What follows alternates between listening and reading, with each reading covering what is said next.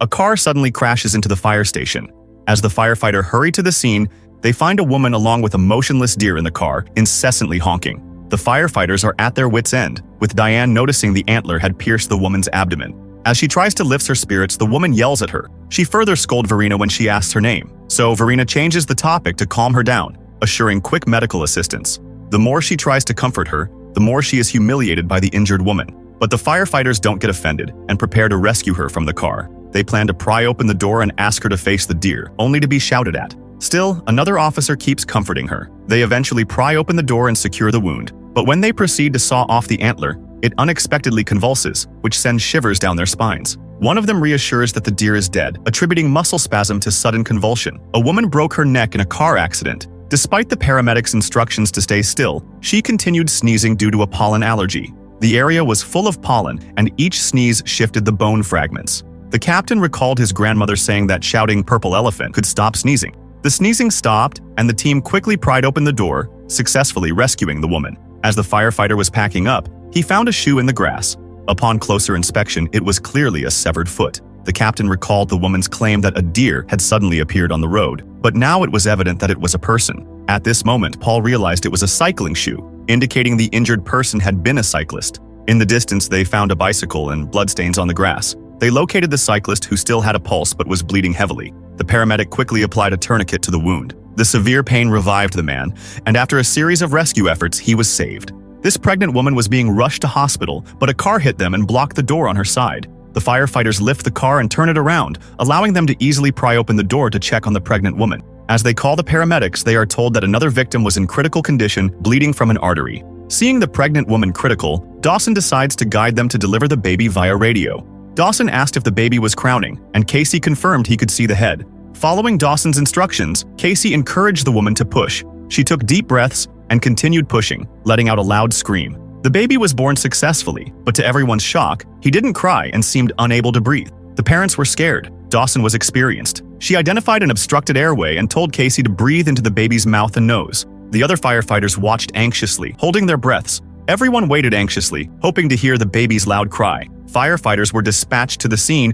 where a man, torn in half by a car, was still alive but in critical condition. Moments earlier, he had been riding home on his new motorcycle. His Terminator-like look caught the eye of a blonde driver, and he politely waved at her in response. That brief distraction led to the tragic moment.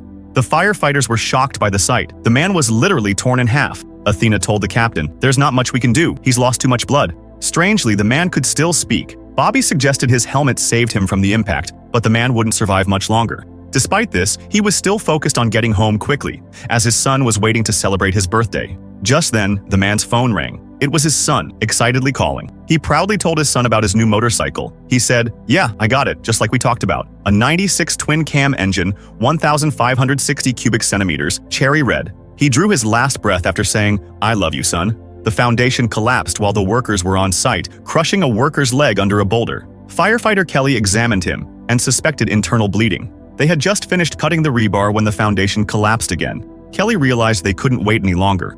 Dawson said she'd contact a surgeon immediately. Kelly kept talking to the man, trying to keep him conscious. The man mentioned that he and his wife, though childless, had been deeply in love for 50 years. He smiled as he spoke, but blood began to seep from the corners of his mouth. Kelly urgently asked her teammates, "How much longer for that, surgeon?" 15 minutes, they said. At that moment, the man suddenly called out to Kelly, "I don't have time for a surgeon. You have to do it now." Just then, the foundation collapsed again. The man urged Kelly to leave quickly, but Casey shouted for a sawzall. As the chainsaw was brought down, the man's internal bleeding worsened. Sensing he couldn't hold on much longer, he shook his head and asked for a phone. 10 minutes later, Kelly climbed out from below, his gloves stained with blood. He regretted losing another life. Afterward, Kelly visited the old man's home, delivering the news of his final moments to his wife. "Be cautious if you're still vaping." A girl diagnosed with vaping-related lung disease was recently in a school bus accident, suffering severe chest injuries and rushed to the hospital. She suddenly experienced intense chest pain. The doctor carefully examined her based on the test results. There was nothing unusual in the test results, but the doctor inquired if she had a fever recently, a runny nose or sore throat. The parents said no. The doctor pressed further, asking if there was anything that could cause breathing trouble. After some hesitation, the parents admitted that Alice had smoked cigarettes briefly last year before they caught her and made her quit. It was clear the parents were hiding something. Suddenly, the girl began struggling to breathe, unable to do so on her own and requiring immediate intubation.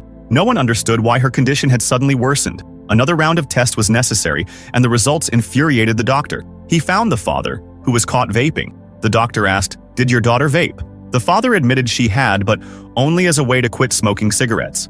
The doctor soon found an e-cigarette in the girl's backpack. He explained that her condition was e-cigarette or vaping-associated lung injury. He assured them that with treatment, their daughter might begin to breathe on her own again. As the drawbridge was being raised, a motorcycle attempted to jump across but ended up falling at the top, leaving both the rider and bike dangling. Firefighters swiftly evaluated the situation, discovering the man positioned directly beneath the bike. The drawbridge couldn't be lowered immediately, as Kelly was concerned the vibration might cause the bike to drop. He needed to climb up to ensure the bike's stability. After reaching the top, he carefully advanced, secured the rope, and slowly approached the man. Meanwhile, Carver located the bridge operator and requested him to be ready to lower the drawbridge. Unexpectedly, the operator flatly refused, insisting no one could operate the bridge without the supervisor's approval, blaming the rider for the incident. On the other side, an accident unfolded on the bridge as the bike's handlebar slipped. The bike barely stayed in place. Witnessing this, Kelly urgently called for the bridge to be lowered, but the operator stubbornly refused. Yet, the firefighter couldn't afford to wait any longer. If the bike fell, both Kelly and the rider would be at risk. Carver kicked open the door, located the control lever, and slowly pulled it. The drawbridge started descending after reaching a certain angle. Kelly carefully guided the man step by step to the bridge. Finally, they safely made their way down by climbing the ladder. The firefighters had just finished extinguishing the fire when the homeowner rushed out, claiming her $50,000 diamond necklace was missing. She was sure one of the firefighters had taken it. Chief Bowden knew this would be a major issue. As soon as they returned to the fire station, Internal Affairs launched an investigation. The homeowner's report was confirmed, leaving the firefighters in disbelief. Casey was sure none of his team could be responsible. However, Griffin, Casey's old rival, was leading the investigation and saw this as a chance for revenge. The firefighters had no choice but to line up and prepare for their lockers to be searched. Just then, an unexpected fire alarm prompted them to leave. Before departing, the chief told them, "You'll have to sit tight until we return." This mission was especially dangerous due to a gang fight, with people inside still shooting out. Risking their lives, the firefighters kicked down the door, rushed into the blaze, and announced their presence. Seeing that he wasn't a cop, the gang member fled, and the innocent victims were rescued. How could these people willing to risk their lives for the public be thieves? Back at the fire station, firefighter Otis found a clue by investigating the homeowner's background, revealing she was facing financial difficulties and had been investigated twice for wire fraud. This was likely another insurance scam. Casey informed Griffin, but Griffin ignored him and insisted on searching Casey's team. Naturally, nothing was found. Distrusting Griffin's reliability, Casey went directly to the homeowner that night using a thermal imaging camera, which every firefighter was equipped with. He recorded the scene, and once handed over to the police, the truth would be revealed. She then turned to close the door. For a moment, Casey doubted if the necklace was truly lost. The next day, Griffin returned for another search. His team found a jewelry box, but inside was only a pair of earrings. The man is caught in a blazing fire, but a firefighter sees him suffer the burns and shuts the door, instead of rescuing him, and further reports that no one is there. Afterwards, he feels guilty, knowing that he left someone in fire to die on purpose. The officer is actually in a dilemma. The deceased man was Anthony, a local gang leader. The officer's younger brother Leon was lured into joining his gang. Because of rising gang conflicts, he asked him to let Leon leave his gang, but Anthony demanded $10,000 as resignation fees. But considering his financial straits, he promised to pay him very soon. But the very same night, Leon got thrown in the streets from a car. As he checked on him, Leon was barely breathing after getting brutally assaulted. Realizing Anthony would never let Leon leave, he went to him again, insisting on paying him as soon as possible. But Anthony signals and someone brings Leon. He draws his gun on him and says no one can leave his gang. With a loud gunshot, he wakes up and realizes it's only a dream. Then he encounters Anthony caught in the massive fire. Realizing Anthony's death can save Leon's life, he left him in the fire to die. The officer feels guilty because he considers it an act of murder and can't overcome the trauma. Then, Leon crossed paths with him, grateful for Anthony's death, unaware of things behind the scene. Unable to deal with the inner turmoil, he confesses everything to Lieutenant Casey. Casey gave him two options: turn himself into the police now, or act like it never happened. The officer chose the latter, and the matter was settled.